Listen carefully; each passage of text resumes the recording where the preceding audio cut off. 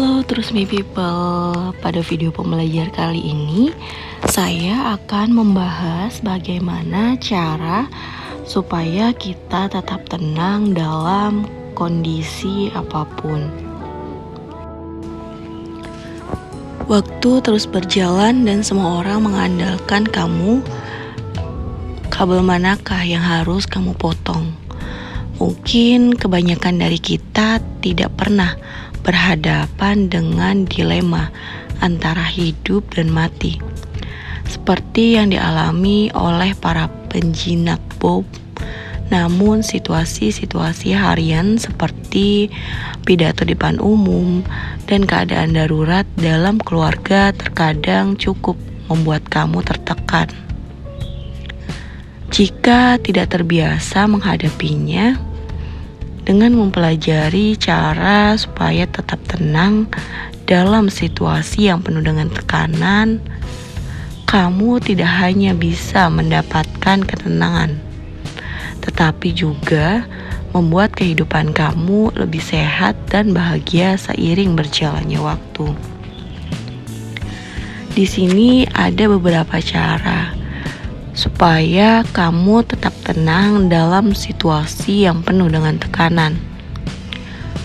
Untuk yang pertama yaitu menenangkan diri pada situasi yang dihadapi.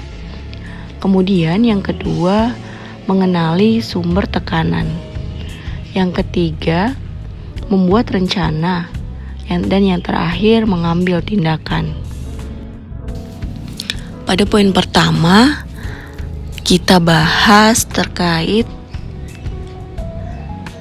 bagaimana cara menenangkan diri pada situasi yang dihadapi. Di sini juga ada beberapa poin. Poin yang pertama yaitu hentikan aktivitas kamu. Terkadang berhenti sejenak selama beberapa detik sebelum kamu kembali menangani masalah cukup efektif untuk membuat kamu lebih tenang. Contohnya, beristirahatlah sejenak. Sebagai contoh, jika pertengkaran kamu dengan keluarga semakin memanas, hentikan pertengkaran dan mintalah izin untuk menjauh sejenak dengan mengatakan, "Saya merasa cukup kewalahan saat ini. Saya perlu beristirahat sejenak selama 15 menit sebelum kita kembali membicarakan mengenai masalah ini." Kemudian pergilah ke tempat lain. Fokuslah untuk bernafas dalam-dalam dan katakan ucapan-ucapan untuk menenangkan diri.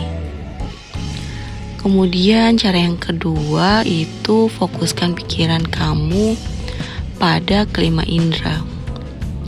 Yang ketiga, bernafas dalam-dalam. Kemudian yang keempat, cobalah kendurkan otot-otot tubuh kamu.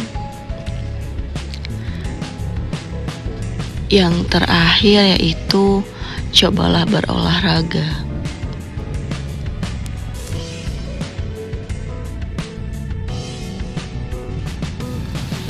Untuk pembahasan yang kedua yaitu mengenali sumber tekanan. Di sini juga ada beberapa poin. Untuk poin yang pertama, kenali apa yang kamu anggap sebagai tekanan. Kemudian yang kedua, kenali penyebab stres yang kamu alami. Yang ketiga, kenali peranan Anda. Jadi, cobalah berhenti sejenak dan pikirkan apa pandangan kamu mengenai stres. Kemudian yang keempat, cari tahu apakah kamu merasa tertekan dengan sesuatu yang pernah terjadi di masa lalu. Yang terakhir, cari tahu apakah kamu merasa tertekan dengan masa yang akan datang. Pola pikir seperti ini tidak berguna, namun kamu dapat belajar untuk mengubahnya. Ingatlah bahwa bayangan atau dugaan kamu mengenai masa depan belum benar-benar pasti. Untuk poin yang ketiga yaitu membuat rencana.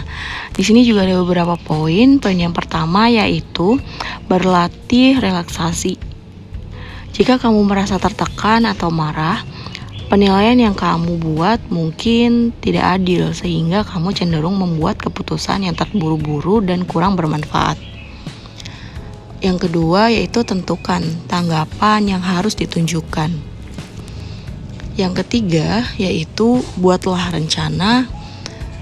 Yang keempat, tetaplah berpikir realistis. Yang terakhir yaitu ambillah langkah satu persatu. Masalah yang kompleks dapat membuat kamu kewalahan, bahkan ketika kamu telah mempersiapkan rencana. Akan tetapi, ingatlah bahwa perjalanan yang panjang tetap dimulai dengan satu langkah. Berfokuslah untuk mencapai satu tujuan kecil dalam satu waktu. Cara yang terakhir yaitu mengambil tindakan. Yang pertama, berhentilah menunda pekerjaan. Penundaan seringkali memicu munculnya rasa takut dan kecemasan sehingga langkah yang kita ambil terhenti.